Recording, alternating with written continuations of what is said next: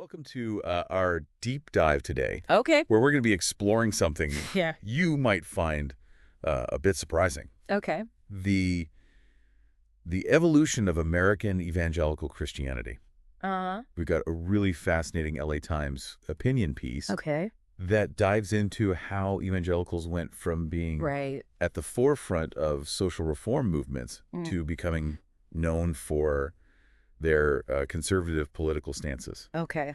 And to add another layer to this, we'll also be looking at a survey of eschatological views, Uh-huh. basically different beliefs about the end times, Right. to see how that might tie into this whole shift. Yeah. That's fascinating. You ready to unpack this? Absolutely. It's a complex story, but a really important one, Right? especially if you want to understand the role of religion in American society today. I mean, think back to the 19th century. Yeah. The article highlights how evangelicals were championing Yeah. things like prison reform Uh-huh. and abolitionism. There's even a mention of a prominent evangelical figure, Okay. Reverend Charles Grandison Finney, Interesting. who was actually criticizing free market capitalism for being too greedy. Wow. It's pretty wild to think about that, considering how Yeah. things are now. Yeah. It is fascinating, isn't it? Right. The LA Times piece suggests that a big part of understanding the shift Yeah. lies in understanding the evolution of evangelical beliefs Okay. about the end times. Yeah. Specifically the shift from Yeah. what's called postmillennialism to premillennialism. Okay, so what's the difference between those two? Sure. They both sound like they have something to do with 1,000 years. You're right on the money that millennium is key. Okay. Postmillennialism was the dominant view among evangelicals Like in crap. the early 19th century. Mhm. It's the idea that Christians would play a key role Okay. in bringing about 1,000 years of peace and righteousness on earth before Jesus returns. So essentially they believe they could build God's kingdom here and now. So that explains why they were so active in social reform movement. Yes. They saw it as their duty to make the world a better place, right? The article even mentions they were involved in pushing for public education Uh-huh. and women's equality, which is pretty progressive for that era. Exactly. Their activism was fueled by this belief that they could actually shape the future Right. and hasten the coming of Christ's kingdom. Mhm. They were optimistic, engaged, and deeply invested in improving society. But then the article talks about how this optimism started to crumble Okay. in the mid-19th century, particularly after the Civil War and Right. the harsh realities of urban poverty set in. Uh-huh. I guess those events made people question Yeah. whether they could really achieve that perfect world before Jesus returns. That's a crucial turning point in the story. Yeah. The Civil War, with all its violence and social upheaval, Right. really challenged the idea that society was inevitably progressing towards a golden age. And then you have rapid industrialization leading to all sorts of social problems. Right. Poverty, crime, exploitation, Yeah. which further fueled this sense of disillusionment. So people are starting to lose faith in the whole post-millennialist idea. Right. And that's where this new guy, John Nelson Darby, comes in with a different perspective. Precisely. Darby, a British theologian, introduced a new way of thinking about the end times. Go. It really caught on premillennialism. Okay. Instead of believing that Jesus returns after a period of peace and righteousness, Right. premillennialists believe that the world is actually going to get worse and worse until Jesus returns to rescue his followers and establish his kingdom. Okay. I see where this is going. Yeah. If you believe the world is essentially doomed Right. and about to end anyway, why bother trying to fix it? That's the key implication the article highlights. Premillennialism, with its focus on the inevitability of tribulation and the imminent return of Christ, really shifted the focus away from social reform and towards individual salvation. It became less about changing the world and more about preparing for the afterlife. And that's reflected in that survey of eschatological views we have. Right.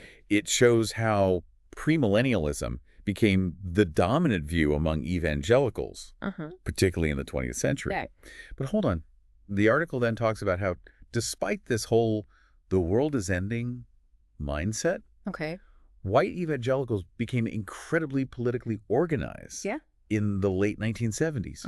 How does that fit in? That's where things get even more interesting. It seems like a paradox, doesn't it? Right. But the LA Times piece suggests that this political mobilization wasn't about trying to build a better world, at least not in the way their 19th century predecessors envisioned it. Oh, yeah. It was more of a defensive reaction against what they perceived as threats to their way of life. So things like the civil rights movement and the feminist movement really shook things up. That seems to be a key factor. They felt like their values were under attack. And as the article points out, early successes, especially with Reagan's election, emboldened this movement. They went from playing defense to trying to actively reshape society according to their worldview. So instead of focusing on things like prison reform and poverty, they shifted their energy towards issues like abortion, traditional family values, and aligning themselves with conservative political leaders. Exactly. It's like activism, but with a very different goal. Exactly. And that's a major part of what the LA Times piece is exploring, how this shift in eschatological beliefs from postmillennialism to premillennialism might help explain this dramatic transformation in American evangelicalism from social reformers to political conservatives. Wow, that's a lot to process. It seems like this shift in their beliefs about the end times really had a ripple effect on how they view their role in the world. Yeah, it's a big question. But we're just getting started. There's so much more to unpack here. Absolutely. And in the next part of our deep dive, we'll look more closely at how those specific eschatological views, particularly as they relate to interpreting biblical prophecy, played out in this whole story. Stay tuned.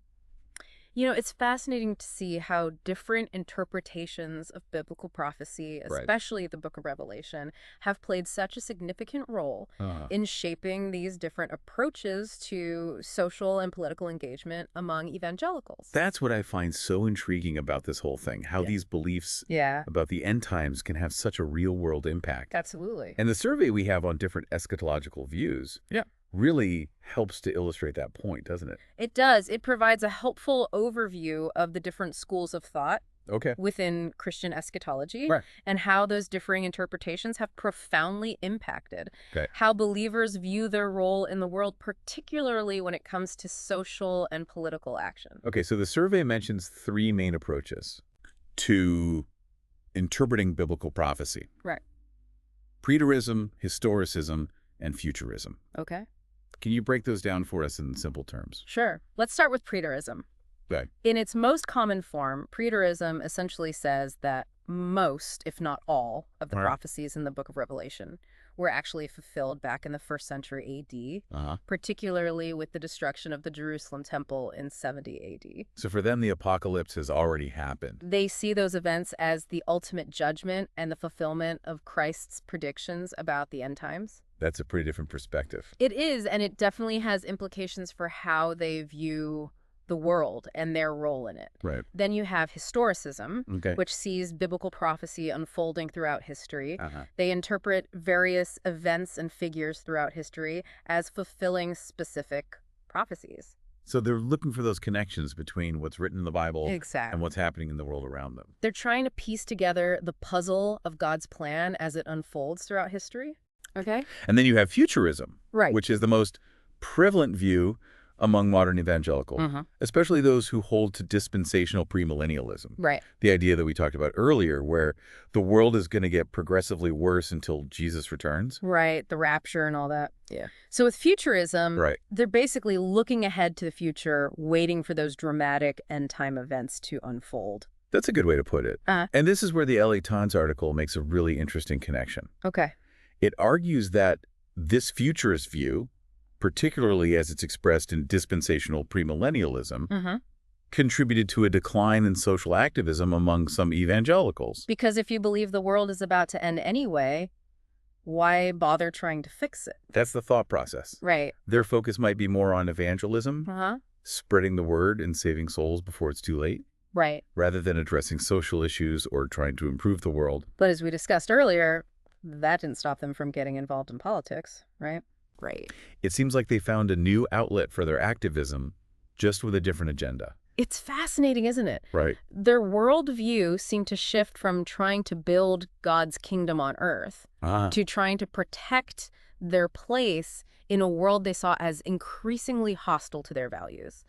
And the LA Times piece suggests that this shift, while seemingly paradoxical, is actually a logical outcome of embracing a premillennialist worldview. Okay, so let's connect that back to those different eschatological views.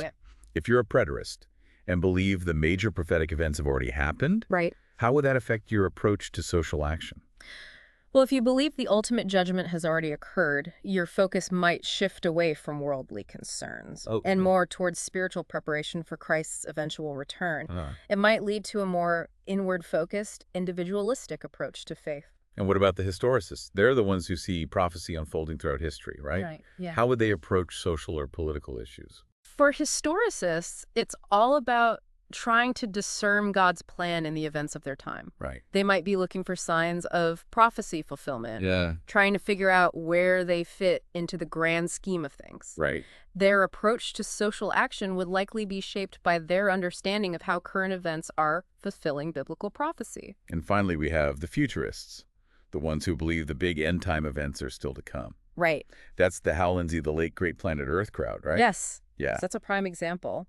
And as the LA Times article points out, Lindsey's interpretation of current events as signs of the approaching apocalypse really resonated with many evangelicals and further fueled that sense of urgency and detachment from worldly affairs. Right. They see the current world order as inevitably heading towards destruction. So for them, trying to fix social problems or work for political change might seem pointless in the face of impending doom. That's the argument the article is putting forward. And it's not necessarily that they don't care about those issues, but their energy might be directed towards other things like evangelism or preparing for the rapture. But as we've seen, that detachment from worldly concerns didn't prevent many white evangelicals from becoming politically active in the late 20th century. It's like their sense of urgency got channeled into a different kind of activism. One focused on preserving their values and influencing the political landscape. It's a complex dynamic, and it speaks to the power of these eschatological beliefs in shaping how people view their role in the world. Right. And what the LA Times article is trying to do is connect the dots between these theological shifts, particularly the rise of premillennialism and the transformation of American evangelicalism from a movement focused on social reform to one that's become increasingly aligned with conservative political agendas. And what's striking is that the article doesn't shy away from the tension between these developments and the original teachings of Jesus as presented in the Gospels. That's an important point to bring up. It raises some challenging questions about what it truly means to follow Jesus in a complex and ever-changing world. Right. And that's something we'll explore further in the next part of our deep dive. So we've been tracing this evolution of American evangelicalism. Right. And I think what's really striking is this disconnect. Yeah. The LA Times article highlights the disconnect between the social gospel that seemed to drive those early evangelical reformers. And the political activism we see with the rise of the religious right. And I keep coming back to those core teachings of Jesus in the Gospels. Right. The emphasis on compassion, caring for the poor and the marginalized, and challenging injustice. It's an important point to consider. Right. You see the Gospels portray Jesus as someone deeply concerned with the plight of the vulnerable. Right. He calls on his followers to love their neighbors. To feed the hungry, to clothe the naked, to visit those in prison. Right. There's a strong emphasis on social justice throughout his teachings. And those themes were definitely reflected in the activism of those early American evangelicals we talked about. They were fighting for the rights of slaves, working to reform prisons, advocating for women's equality. Their faith seems to translate directly into action, aimed at improving the lives of others, creating a more just and equitable society. Yes. There was a real sense that their faith had social implications. Right. It wasn't just about personal piety or preparing for the afterlife. It was about making a tangible difference in the world. Right. And they saw those efforts as part of their Christian duty, as a way of living out the teachings of Jesus in a practical way. But then as evangelicalism evolved, particularly with the rise of premillennialism and this focus on the imminent return of Christ, that emphasis on social justice seems to have waned. Right. The focus shifted towards issues like opposing abortion, defending traditional family structures, and aligning with political power to achieve those goals. It's a shift that many people have observed. Right. And it's certainly one that the LA Times article doesn't shy away from. Right. And it raises some tough questions. Yeah. Has this evolution of American evangelicalism truly aligned with the essence of Jesus's message? Right. Have they lost sight of the social gospel that seemed to animate their earlier efforts? It's a question that each individual, especially those within the evangelical community, has to wrestle with. Right. It challenges them to examine their own beliefs and actions, to consider whether they're truly living out the teachings of Jesus in a way that reflects his compassion and his commitment to justice. And it calls for a deeper, more honest engagement with Scripture. It's not about cherry-picking verses to support our pre-existing views. Right. But wrestling with the full breadth of Jesus's teachings, with the uncomfortable parts. Right. The parts that challenge us to reach beyond our own comfort zones and truly love our neighbor as ourselves. I think that's a crucial point. Right. This deep dive has shown us how easily our interpretations of religious texts can be influenced by our cultural and political context. Right. We can end up using those texts to justify our own biases and preconceived notions rather than allowing them to challenge and transform us. Absolutely. It's so easy to fall into that trap. Right. To create a version of faith that fits comfortably within our existing worldview. Right. But true faith, true discipleship often requires us to question our assumptions, to step outside our comfort zones, and to grapple with the complexities of living out our beliefs in a world that doesn't always align with our ideals. And I think that's one of the most important takeaways for our listener today. Understanding the historical and theological forces that have shaped American evangelicalism. Particularly this shift from postmillennialism to premillennialism helps us make sense of their current social and political landscape. It helps us understand why a group that was once so actively involved in social reform movements has become more known for its conservative political stances. And it's not just about understanding the past. It's about engaging with the present. It's about recognizing that the story of American evangelicalism is still unfolding. And it's up to each individual within that community to decide how they'll live out their faith in a way that honors the teachings of Jesus and makes a positive impact on the world around them. This deep dive has given us a lot to think about. We've explored the complex evolution of American evangelical Christianity, the shift in their eschatological views, and the impact those shifts have had on their approach to social and political engagement. It's a reminder that faith is not static. It's a living, breathing thing that's constantly being shaped and reshaped by the world around us. And it's up to each of us to wrestle with these complex issues, to engage in honest self-reflection, and to strive to live out our beliefs in a way that reflects compassion, justice, and a deep love for our neighbor. Well said.